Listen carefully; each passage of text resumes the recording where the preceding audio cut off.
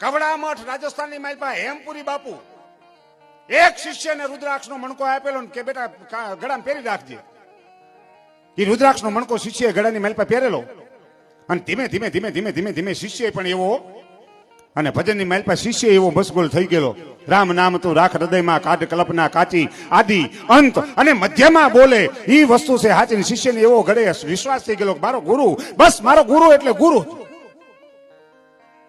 પણ એમાં એક દી કામ કરતા કરતા શિષ્યને રુદ્રાક્ષનો મણકો ક્યાંક પડી ગયો. ઈ રુદ્રાક્ષનો મણકો પડી ગયો, દોડીને આવ્યો, બાપજી મારો મણકો જડતો નથી, બહુ ગોતો, તમે જે પ્રસાદી આપેલી ઈ રુદ્રાક્ષનો મણકો મને મળતો નથી. અને દીદી એમ કહેવાય એ કવડા મઠની માલપા હેમપુરી બાપુને ધીમે કરીને એટલું બોલ્યા હતા કે બેટા ગોતને ક્યાંક મળી જાય, હે આટલામાં તપાસ કર ક્યાંક મળી જાય. પણ કે બાપુ ક્યાંય નથી, મેં આખો આશ્રમ જોઈ લીધો, આખા આશ્રમની માલપા ક્યાંય મને રુદ્રાક્ષનો મણકો ન મળ્યો. અને તેથી ઈ સાધુડો હેમપુરી બાપુ બાપ અને ઈ દશનામ ભેખ અને તેથી એટલું બોલ્યો તો બેટા સામે જે ઝાડ રહ્યું ને ઈ ઝાડે જા અને અહીંયાથી રુદ્રાક્ષનો મણકો લઈ લે ઝાડ પાસેથી. શિષ્ય હળી કાઢીને આવ્યો પણ એ ઝાડ જોયું તો કૈડાનું હતું. આપણે જો પ્રસંગને ધ્યાનથી ઈ ઝાડ કૈડાનું હતું ને કૈડાના ઝાડ પાસે આવ્યો, આમ કઈ નામ જોયું રુદ્રાક્ષનો મણકો, બાપુ આ કૈડાનું ઝાડ છે. અને તેથી હેમપુરી બાપુ એટલું બોલ્યા હતા કે બેટા પ્રકૃતિને ફેરવી નાખે ને એનું નામ સાધુ. બાપુ પ્રકૃતિને ફેરવી નાખે, હા પ્રકૃતિને ફેરવી નાખે એનું નામ સાધુ. એનું કારણ કહું, સબરી ભજન કરતી હતી, રામ લક્ષ્મણ વનવાસ દરમિયાન ફરતા ફરતા ફરતા ફરતા નીકળ્યા છે.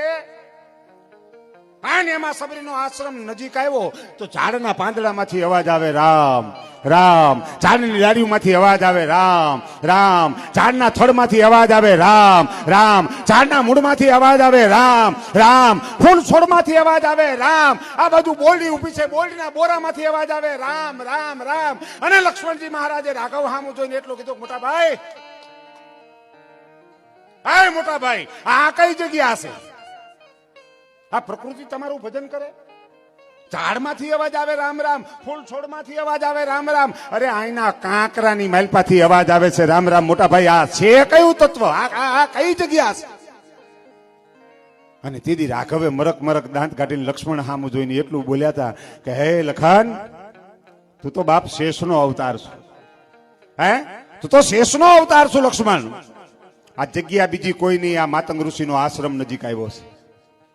હે માતંગ ઋષિનો આશ્રમ નજીક આવ્યો છે ને 8 વર્ષની ઉંમરે માતંગ ઋષિએ એની શિષ્યાને એટલું કીધું હતું કે બેટા અહીં બેહીને રામ રામ કરજે, એકવાર મારો ઠાકર તારે આંગણે આવશે. અને ઈ સબરી આજ 80 વર્ષની થઈ છે અને 80 વર્ષનું એનું ભજન જ્યુની પ્રકૃતિ હારે વણાઈ ગયું છે.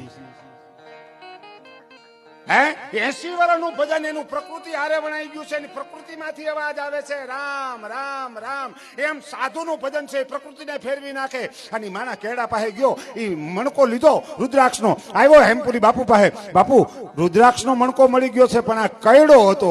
અને તેથી હેમપુરી બાપુ બોલ્યા છે કે બેટા જ્યાં સુધી આ કૈડો સજીવન રહે ને ત્યાં સુધી આ કૈડે કેળા નહીં, આ કૈડે રુદ્રાક્ષ આવશે. જાય હેમપુરી બાપુનું તને વચન છે.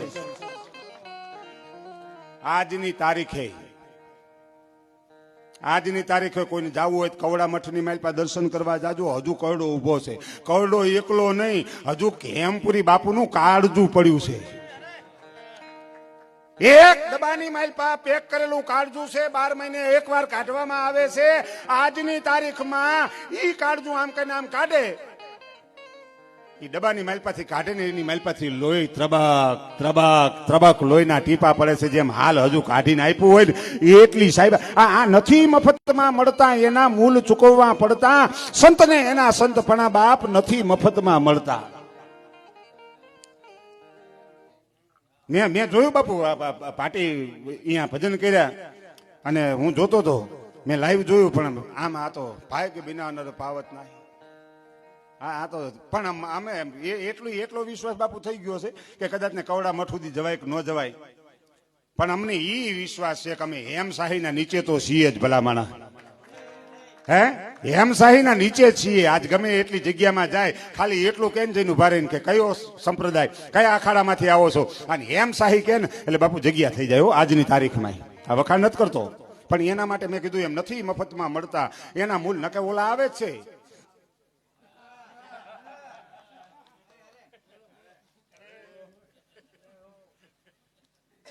નવીનભાઈ ભાટીની જે પરિસ્થિતિ છે ને બાપુ એ જ પરિસ્થિતિ આજ મારી છે. પણ રાજુને પરમદી વચન આપ્યું હતું, મેં કીધું ઘડી કે પણ આવીશ ખરો. નક હું આટલો મોડો ન હોઉં એનું કારણ છે કે હજુ મારે કલાકારી નથી બેઠી.